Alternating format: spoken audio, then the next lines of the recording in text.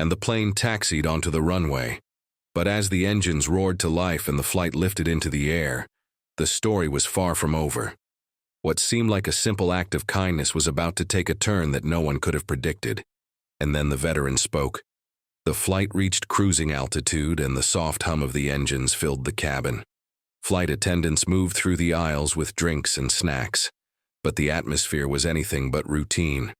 Passengers couldn't stop glancing between Baron Trump and the economy section, and the elderly veteran now seated in first-class whispers of admiration had spread. But the story was only beginning to unfold.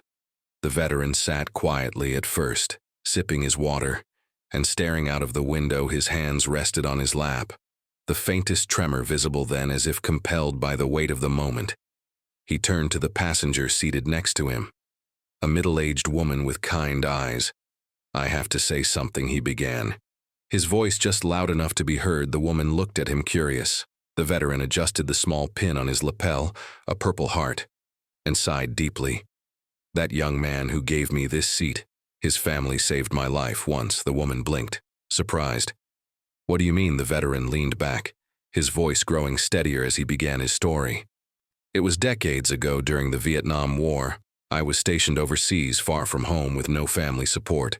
I'd been injured badly, shot twice in the leg. When I finally got stateside, I was lost. No direction, no purpose, nothing." His voice wavered, but he continued. "I ended up in New York trying to rebuild my life. I didn't have a place to stay, barely enough money for food. One day, I ran into a man outside a diner who saw me struggling. He didn't just hand me $1 and walk away. He sat with me, listened to my story. That man was Donald Trump's father, Fred." The woman's eyes widened, and a few passengers nearby, who had been subtly eavesdropping, leaned closer. "Fred Trump?" she asked. The veteran nodded, his expression growing wistful. "Yes, he didn't owe me a thing, but he made sure I had a roof over my head and a job to get back on my feet. He never asked for anything in return, just told me, 'You serve this country. It's the least we can do.'" I'll never forget those words by now. The conversation had caught the attention of several passengers in first class, and the store of Hien to Rinal through the